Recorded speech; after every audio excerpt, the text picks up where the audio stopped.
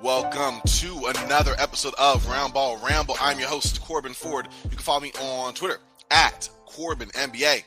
This show is part of the Sports Ethos family of podcasts, so check them out on Twitter at Sports Ethos, online sportsethos.com.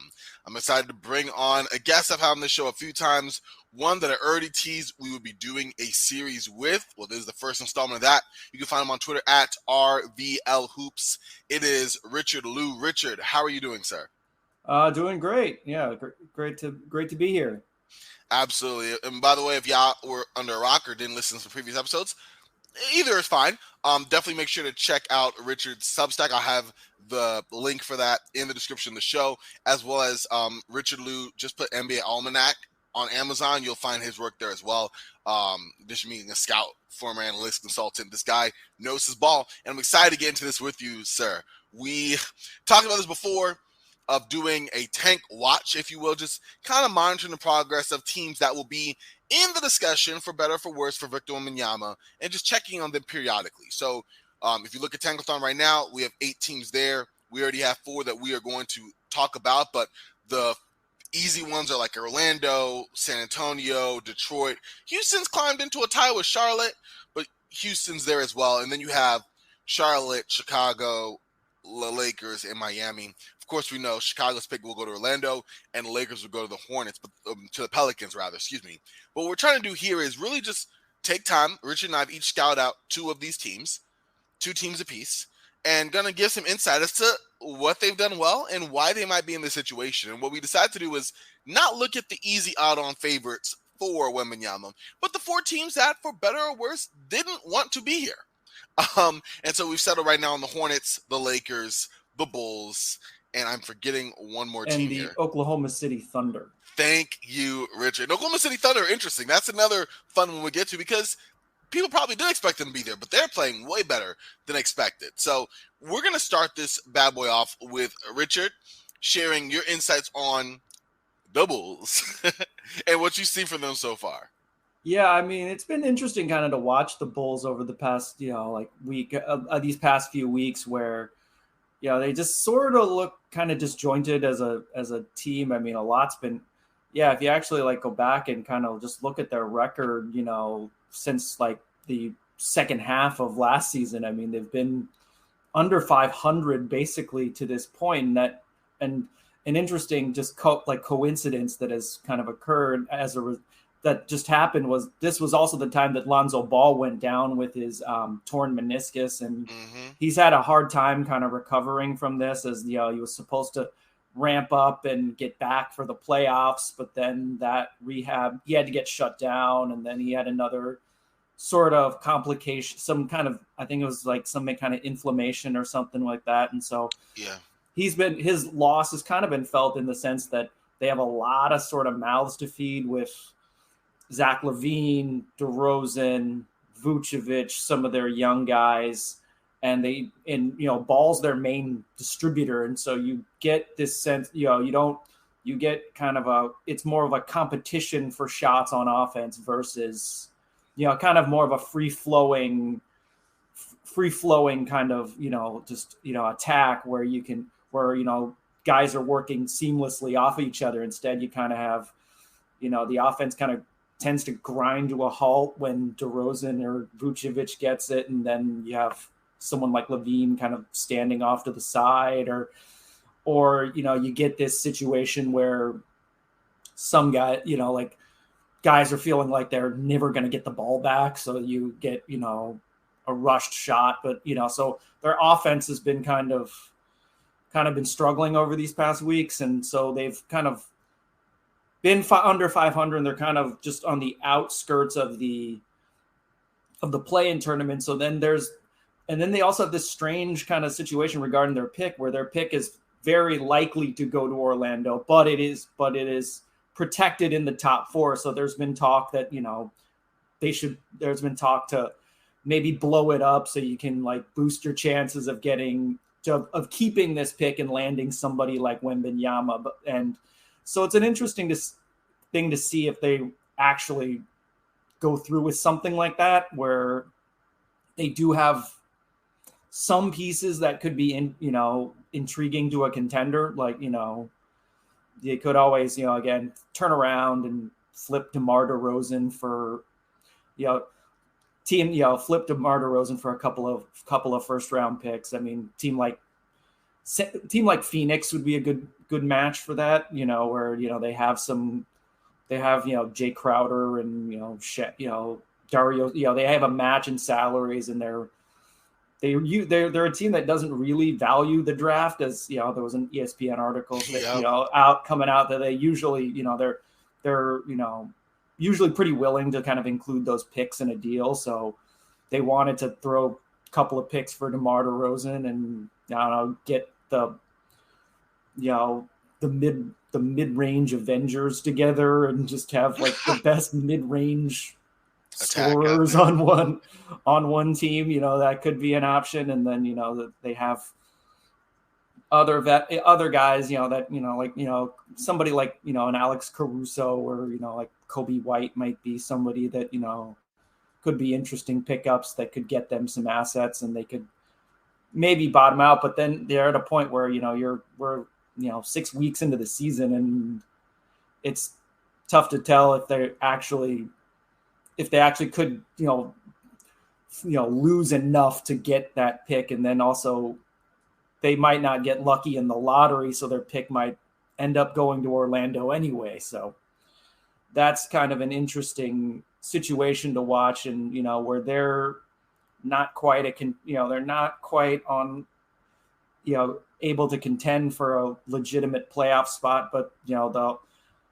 it's a risky strategy to go and blow it up, because, it could still kind of blow up in their face, and they might, have just dumped out a bunch of assets to not keep their first round pick. So that's been interesting just to see just how things have gone, and, and then, if things, kind of maybe get better. I mean, they are one of the better defensive teams in the league. So they could always, if they work out their rotation, they might pick up a few games and slide into one of those play-in slots. Mm-hmm. But yeah, that's they've been kind of, just kind of up and down over the last, few kind of weeks or so. So, yeah. And we know it doesn't, benefit them to tank because of their pick going to Orlando. So the ideas that you outlined for them to probably try to get back, not contention, I think it's well past that time, right, for like a deep playoff run, but at least making the playoffs and digging themselves out of this hole are probably what you laid out, because the alternative really isn't an alternative. Yeah, that's really, yeah. I mean, maybe like retooling more than anything, just kind of picking at like a few of their guys to build around. Maybe, it's like if they can, they probably are more incentivized to build around Levine because they maxed him out. And so he's going to be making, upwards of, somewhere $40 million a year for the next 4 or 5 years. So building something more around his skill set. And so maybe you might take somebody, maybe you can see if you could get something for, something for a Vucevic, where you can get, some pieces that fit a little bit better, so you don't have this kind of disjointed offense where suddenly, you throw the ball down into the post, or, you throw down the ball in the post and then suddenly movement all halts, and, then you have the guy who's making the most money, standing kind of out on the perimeter with not much to do. So maybe just, kind of, you know, just finding pieces that better fit. And then also this, helps them development wise, because you have, they have Patrick Williams, who was, the fourth pick in 2020, and they've been trying to kind of fit him into this rotation, but it's kind of been hard to kind of get him to find a role that sort of works with him, because he's either, again, just spotting up, or he's kind of a little bit of a misfit piece, with what they have, because there are just so many other higher usage guys to account for. So maybe instead of just all out rebuilding, it's just kind of seeing what they have value wise, and just flipping parts that don't fit for parts that do fit. So that could be something the Bulls do. Definitely. I think it's something I recommend with you, like in terms of taking that on, because it benefits them to do so. It's just so weird. I mean, here's the thing. The Bulls really sold out and thought that this three-man unit of Vucevic, DeRozan, and Levine would work out well. And I don't think anyone saw Vucevic's decline coming as quickly, or Levine's need being that serious of a concern, long lasting past this initial season. I mean, obviously, DeRozan been playing more or less the same, but he alone isn't going to keep you afloat, as we've seen. So definitely something there. But as you used before we started, a brilliant transition from one ball brother being the key to one team season to another. Let's talk about the Charlotte Hornets. And we know that they have been without the service of LaMelo Ball. He has played just 3 games this season due to initial ankle injury, came back, played the 3 games, and then re-sprained that ankle on a fan, or like landing on a fan, and has been out ever since. So his impact has been, the lack of his presence can't be overstated. This Hornets team is 7-17 at the moment. You could tell directly where LaMelo's absence is felt, because the Hornets sit dead last in offensive rating at 107.4. They're 21st in defensive rating, which, considering the personnel, is more of a testament to Coach Clifford's coaching as a defensive-minded coach, because not like the Hornets have a lot of good defenders on this team, and so they should be toward the back half, and they already are, but like toward the very end of defensive rating, and they're really not, and that's, of course, I give a lot of credit to Clifford, but right now, that's where they sit, and honestly, injuries have been the name of the game for the Hornets, and it has been unfortunate, but they've tried out so many different lineups, so many different units between LaMelo Ball, Dennis Smith Jr., Terry Rozier. Each have missed time with sprained ankles. Cody Martin has been unavailable all season with knee quad injuries. And Gordon Hayward got hurt again. There's a third time in 9 weeks. And also, there's a little bit of blame on the Hornets side, if you believe Gordon Hayward's wife, because it was supposed to be a shoulder sprain that might be a fracture. A lot of mystery over there as well. So there has been a big hit to this team because of injuries. Their main guys have missed 70 games, and that's a number that is steadily growing. So that's been an issue of the Hornets. 16 players, only 2 of them have played less than 7 games. I think you've seen good moments from Kai Jones and Nick Richards. In the absence of any consistent offensive production, Terry Rozier has stepped up despite his shooting numbers being pretty awful, specifically from 3. And Kelly Oubre as well, even though Kelly Oubre is what Kelly Oubre is, which is a low percentage scorer. But he's been helpful as well. The problem is their impact hasn't been enough for this Hornets team to win. And I really think, Richard, that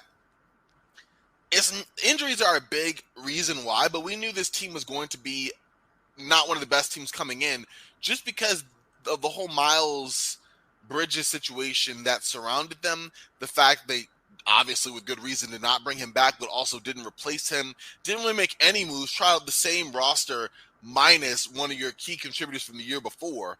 I guess I have to ask you, do you think that this is something that we already saw coming? The fact that they were going to be woefully unprepared to actually compete at a serious level this season?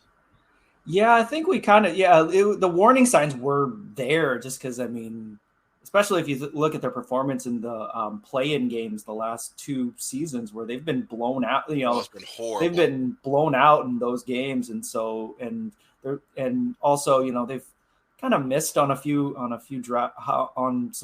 some of their draft picks where James Bouknight has not really worked out as kind of planned. They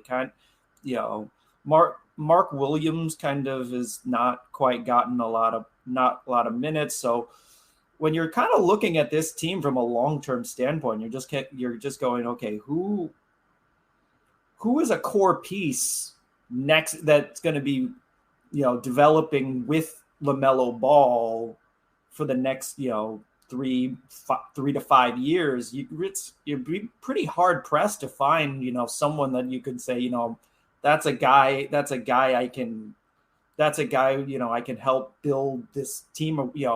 I can have him slide, play next to LaMelo Ball, and we can build our team with this group in place. So it's a lot of this is LaMelo Ball is basically by himself for the next few years. So it almost is they almost have to kind of nail this next draft pick at least to get him someone to play with for the for the next few years. The foreseeable future. Yeah.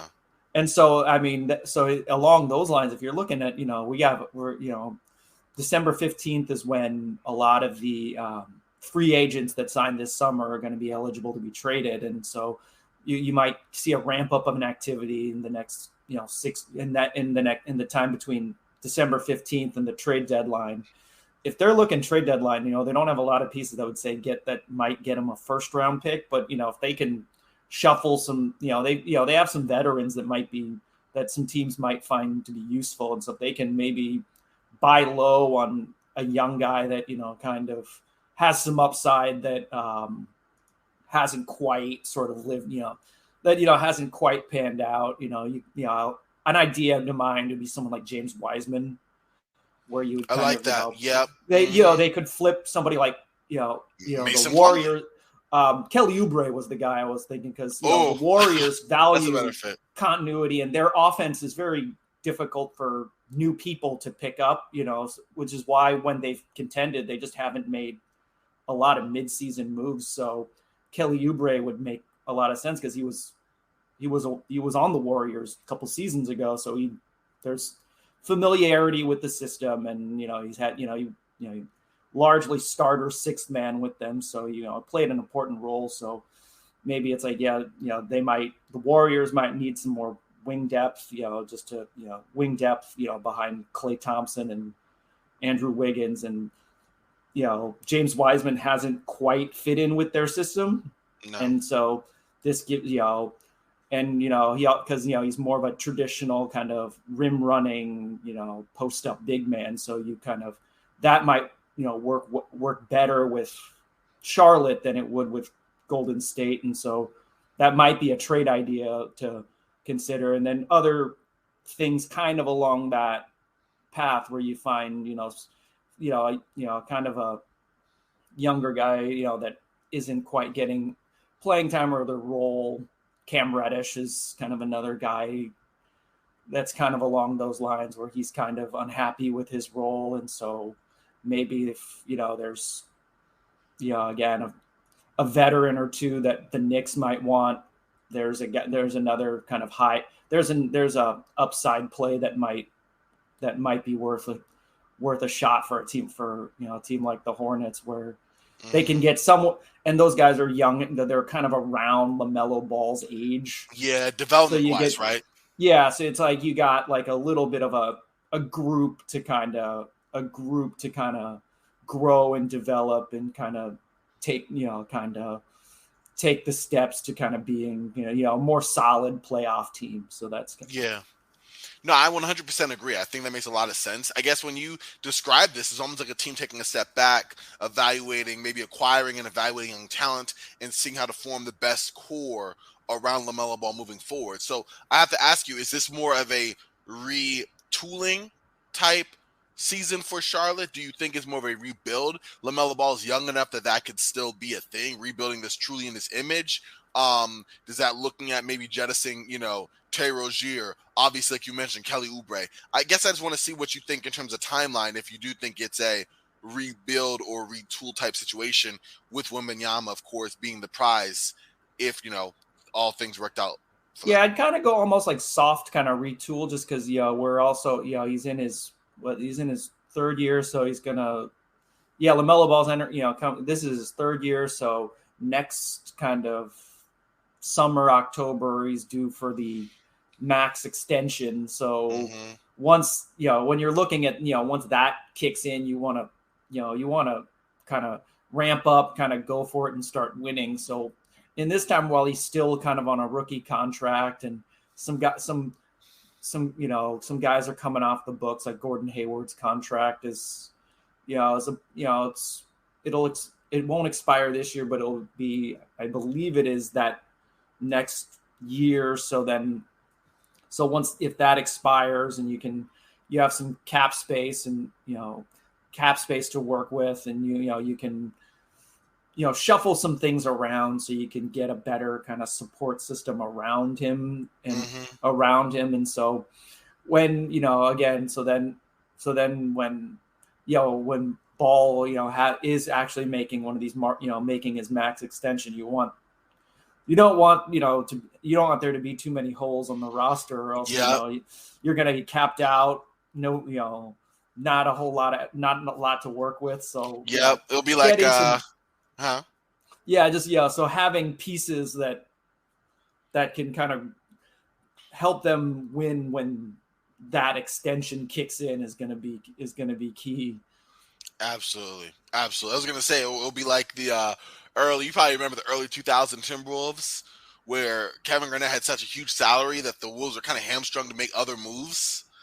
And then he was in his prime, and you're just wasting his prime with players who weren't up to the salary or up to the standard of Kevin Garnett. Yeah, that's really, we've seen this, many times. Many other times in the league where, we've seen that as well. You're right. I was just thinking the Timberwolves because Anthony Davis with the Pelicans. Yeah.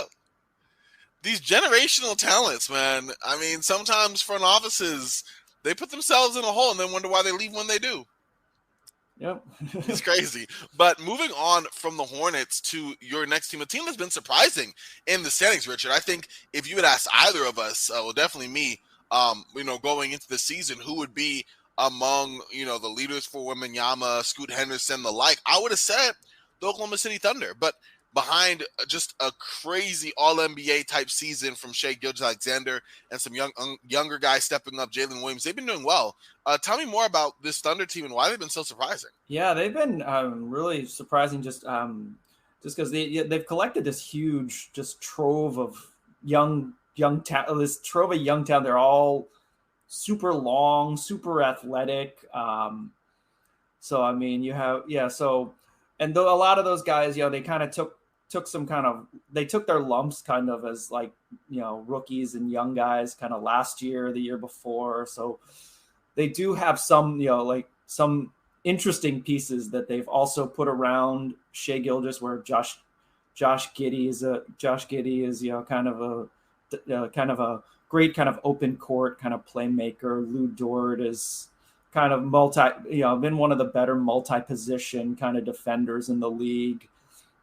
We got good, energetic kind of small ball five-ish with Jeremiah Robinson Earl, kind of able to do his, able to kind of play a little inside, stretch the floor. Jalen Williams, the lottery pick from Santa Clara.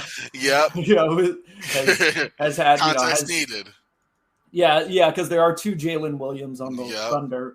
So he's done well as just kind of wing guy, kind of slash to the rim, offer a little playmaking, and then Pokusevski has come Alexei Pokusevski has come in, gradually improving every year, gives them kind of a interesting kind of taught, like, kind of almost kind of a similar, like, kind of along the same kind of similar game to Bol, where he can handle the ball a little bit, kind of, make a few plays. His shot has developed really great. Has really come on, this year where he's been pretty solid. Spot up shooter, Yeah. can kind of roam kind of the weak side to kind of get steals, blocks. As a team, it is like the leanest team in the league, where you look on the court and Lou Dort is like the bulkiest guy on the floor. Mm-hmm. Where they were playing the Pelicans last week, and they were they were trotting out lineups where Pokasevsky's being out, just is matching up against Jonas Valanciunas, and he's like 70. Valanciunas got like 70 pounds on him. Zion Williamson's got maybe up like 80 to 100 pounds on anybody he was matched up with on. But they play.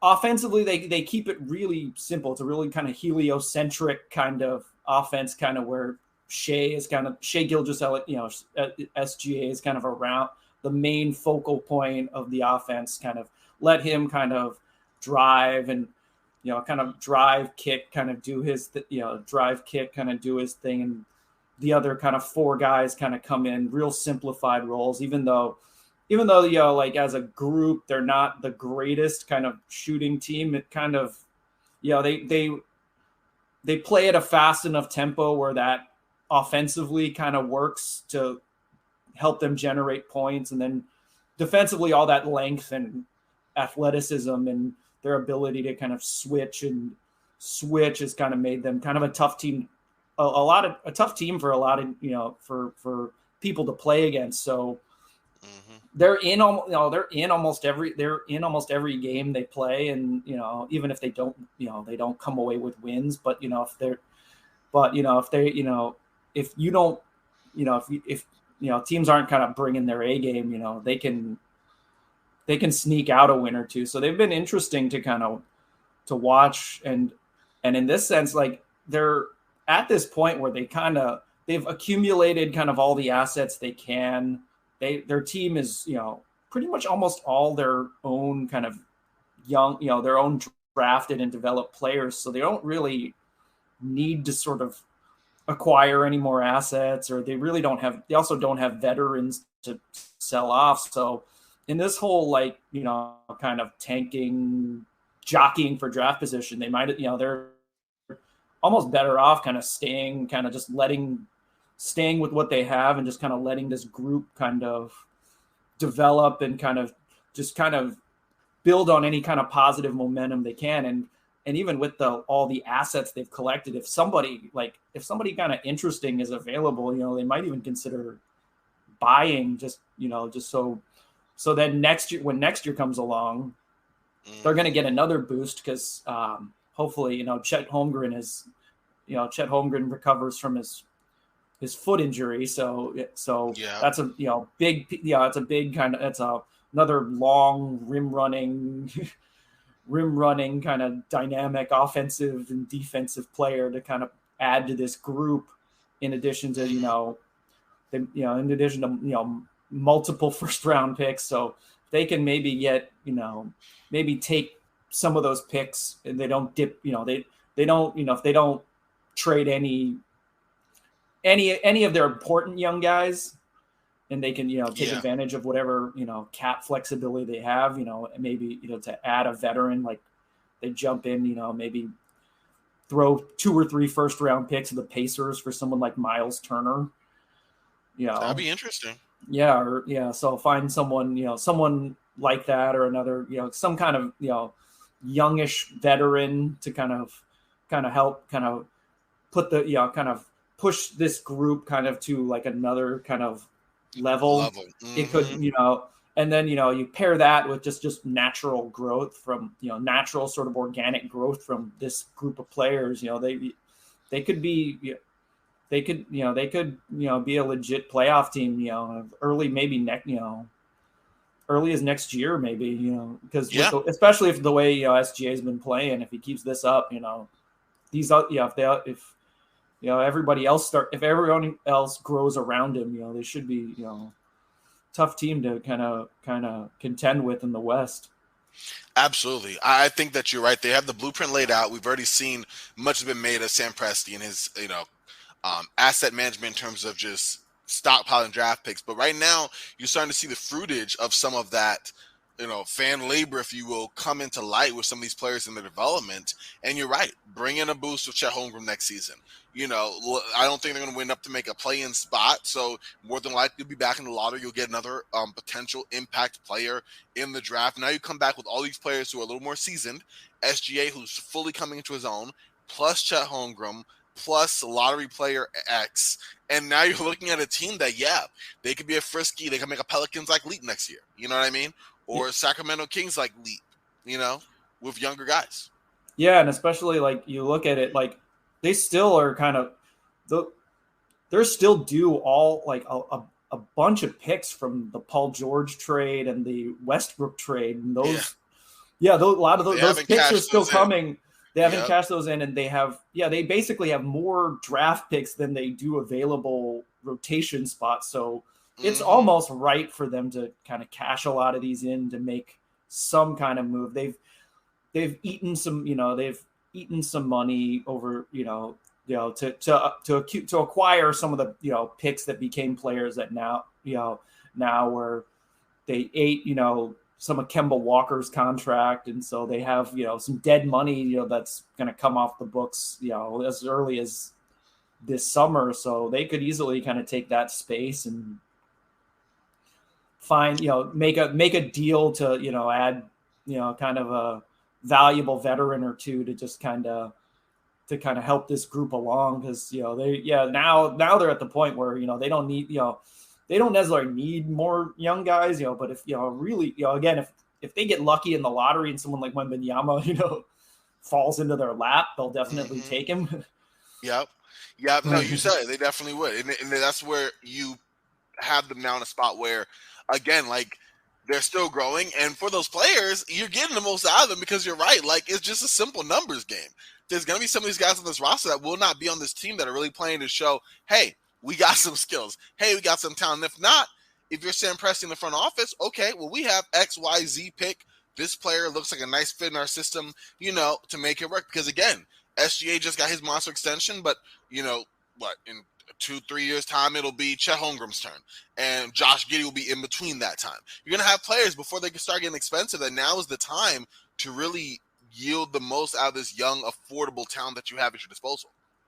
Yeah, absolutely. That's where things are going to get. Yeah, because you have all these guys just they're still on their rookie deals. So while you have them, basically below market value, you can use whatever surplus you can get to find value that you wouldn't, especially especially this is important for a team like Oklahoma City, whereas they're just not a team that signs free agents.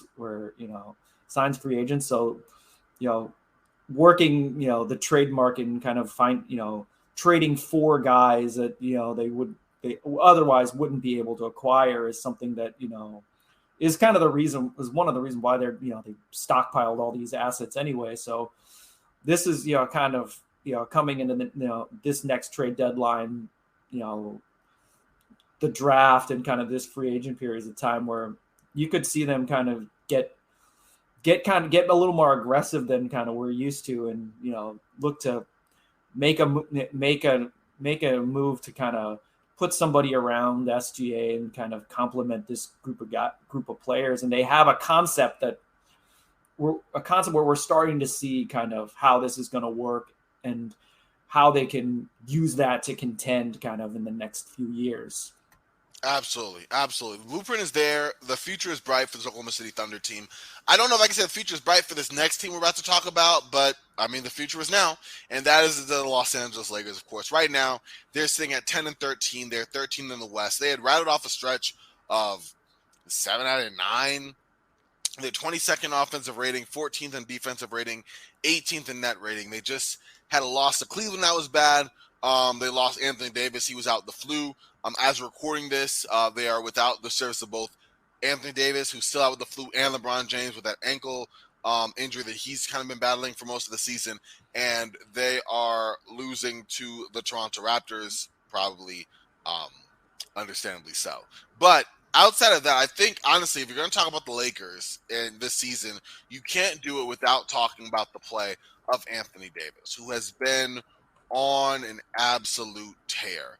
The guy's been healthy for one, which has been great, even though he's battled some back tightness and stuff. His last 2 games that he played before leaving early against Cleveland, he had posted a combined 99 points, 27 rebounds, 5 assists, 4 threes, and 6 blocks.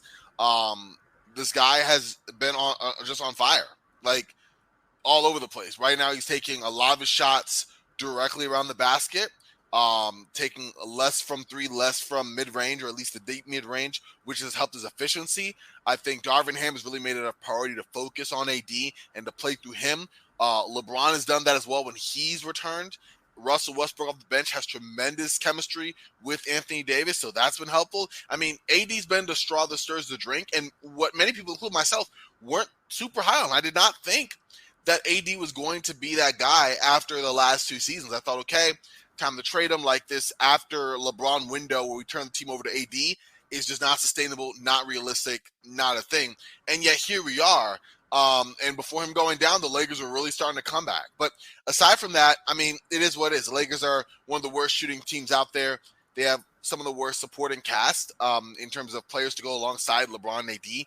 Austin Reeves and Lonnie Walker have been great. Troy Brown Jr. has been serviceable, but I think he's a little overmatched for the role he has to play. You had a very disappointing season from Patrick Beverley so far. Russell Westbrook's been good. Is he what you want to pay $44 million for? Good? Probably not. But, you know, coming off the bench, make an impact, being a star for that second unit's been great. But after that, Thomas Bryant's been up and down. Wenyen Gabriel's okay. Kendrick Nunn's had a horrible season. Wanda Scotto-Anderson's not in the rotation anymore. Damian Jones with the player option, by the way, not in the rotation anymore. Like, it's not been a super good look for the Lakers outside of Anthony Davis, and then to a lesser extent LeBron, and then a lesser extent Russell Westbrook, and then to a lesser extent Austin Reeves and Lonnie Walker. So, you know, they're in a spot now where, hey, December 15th comes around, you know, players who recently signed can be traded. Apparently there's been a lot of, you know, rumors about the Lakers trading a package of, you know, Kendrick Nunn alongside Patrick Beverley and maybe a second or, you know, maybe even a first for some type of player that might make more of an impact either on the wing or at their big man position alongside AD. So that's been talked about. The Russell Westbrook trade rumors have kind of died down a little bit just because he's been playing so well relative to his role. But the Lakers are in a tough spot because 13th in the West is still 13th in the West. It's been crazy. And the Lakers are still in the mix of it, but their margin of error is super thin. And we know that their pick isn't available. In fact, the next 2 picks they have, they've been trying to dangle and trade, the 2027 and the 2029 first-round pick. So it's been tough for them. Writings on the wall in terms of trying to make things happen while you still can. LeBron turns 38 at the end of the month. AD, you're probably getting the healthiest stretch you've had from him since 2020 season. So you want to capitalize on that.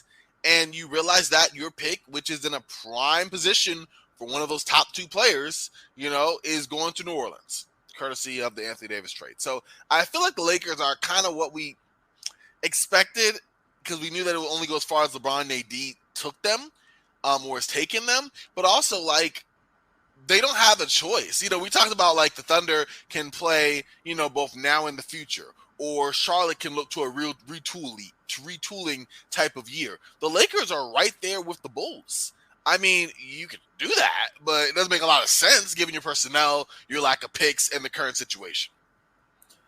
Yeah, it's kind of it's a tough situation because they don't have, you know, again, they don't have a ton of flexibility because even like if you even like wanted to go rebuild, you know, it's really just Anthony Davis, and that's as your main, you know, as the main chip that can get you a return. Everything else, you're sort of okay, seeing if you can, again, package Beverly, you know, Nunn, maybe first round pick or 2, and then, you know, maybe you pull somebody like a Bojan Bogdanovic or something, you know, where, but then, you know, again, like a lot of these names have been circling around for the past few months. So you wonder, like, if every other team around the league kind of knows the Lakers are shopping them, they kind of use that as almost almost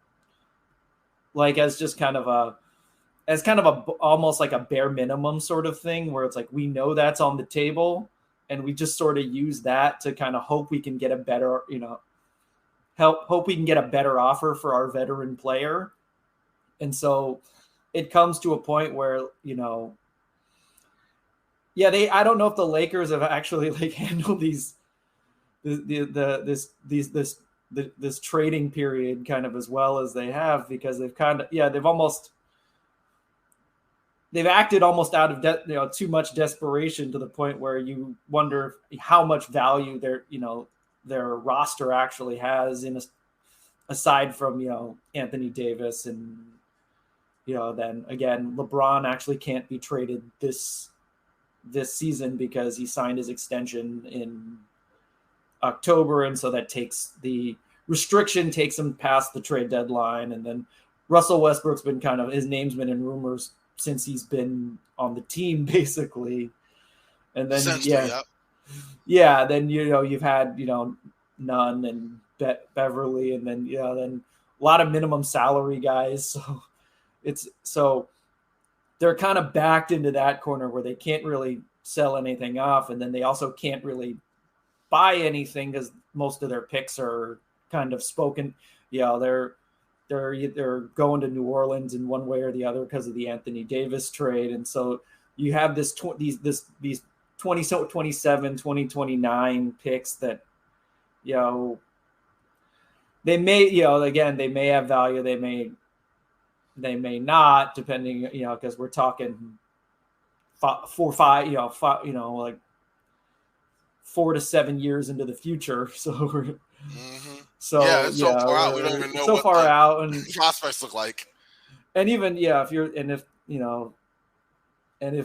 Lakers, I mean, is there anyone really? I mean, is it really worth like whatever future exists at that point, like that you've already kind of punted the neck, going, like building for the future all the way out till 2025, 2026 is like, you want to keep digging deeper into this. And so they kind of have almost no choice to kind of ride this, they're almost better off kind of riding this out. You have Westbrook and some of these guys kind of coming off the books, and you might have, the cap kind of goes up this summer, so you might have some cap space to do something and sort of, kind of maybe retool and kind of around LeBron and AD. And so you might that might be the better path,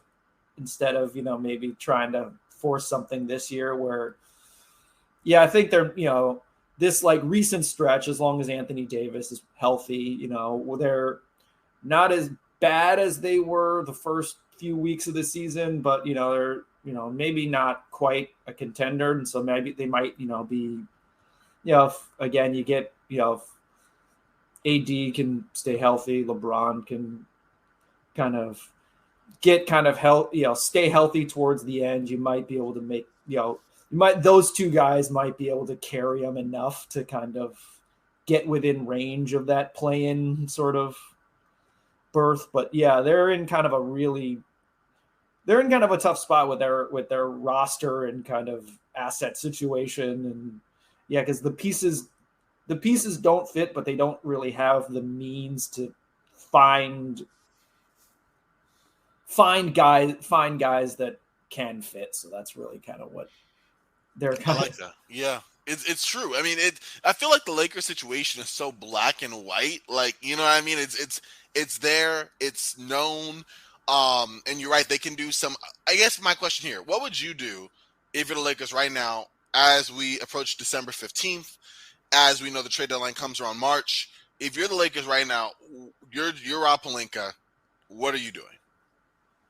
Yeah, you can kind of get, maybe you can kind of get creative where it's like, okay, if maybe there's someone that has a few years left on their contract and you have an expiring, you might be able to say, okay, if there's, someone looking to kind of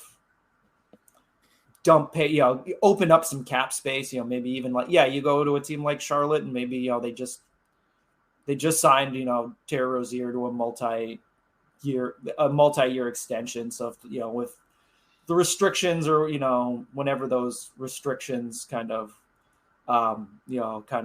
come to bear.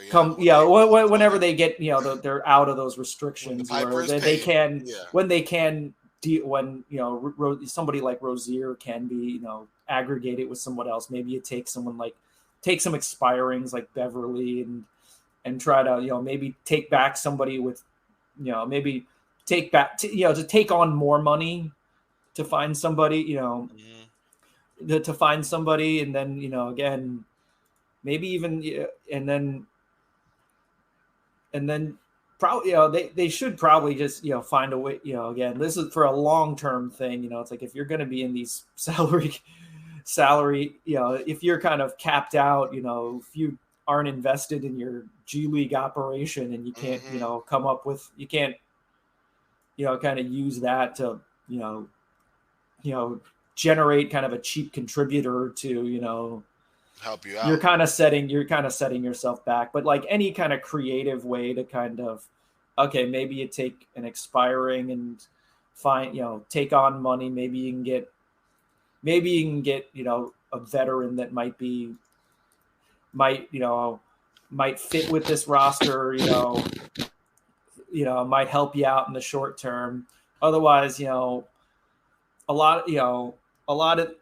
have a lot of these guys kind of coming, especially with Russell Westbrook's contract kind of comes off the books, and so I'm trying to see. Yeah, Westbrook's is this next year. At the end of the season, he's expiring. Yeah, then Beverly Nunn. Mm-hmm. Only one that's going to be on that team is LeBron, AD, Damian Jones with the player option, the Max Christie. Yeah, Max Christie. Yeah, so then so you have basically again you renounce if you renounce rights, so then they don't those cap holds don't count. You have space for at least one max level. Maybe you might have space for a max level guy, or you can use that max level space and split it up amongst multiple contributors, and that might be kind of a way to go to at least maybe bounce back short term. At least make it so you're not at least whatever damage they're taking from the Davis from what they're giving up from the Davis trade, is kind of minimized, where, you're not necessarily giving up high. Maybe it's like if you're giving up mid first round picks instead of high lottery picks, it, kind of salvages the situation. And you might, you might have a shot at the playoffs and kind of something like that. So it's going to be interesting. Like you said, there's long shots, but there's possibilities for sure. We'll just have to see if those come into play. But yeah, I mean, this was our first little peek. This is our first episode, if you will, of the Tankathon update. I think next time we roll around with this, Richard, in about a couple weeks or so, we're going to be looking more into the teams that we expected to probably be here, and where they fit. And it's going to be exciting because soon we're going to use Richard's expertise, working, alongside front offices and with his scouting experience to look at the actual draft, players involved, potential fits. It's going to be a lot of fun developing this series out. But Richard, thank you again for this. This is, as always, a good time, and I really appreciate our first installment here of the NBA Tankathon update. Yeah, it was great. Yeah, thanks for having me. I appreciate it. Absolutely. No problem at all, man. Definitely make sure to check out Richard's work again on Twitter at RVL Hoops. I'll have the link for his Substack as well as his Amazon author link there as well. As for me, you can follow me on Twitter at Corbin NBA if you are so inclined. Definitely appreciate anyone looking in on that. But with that being said, check out Roundball Ramble wherever you get your podcast, Apple, Stitcher, YouTube, all of it. You want it, we have it. Look it out over there, or look out for it over there. There we go. But for Richard, for myself, we are Frosty. Y'all stay frosty, and I will talk to y'all real soon. All right, y'all.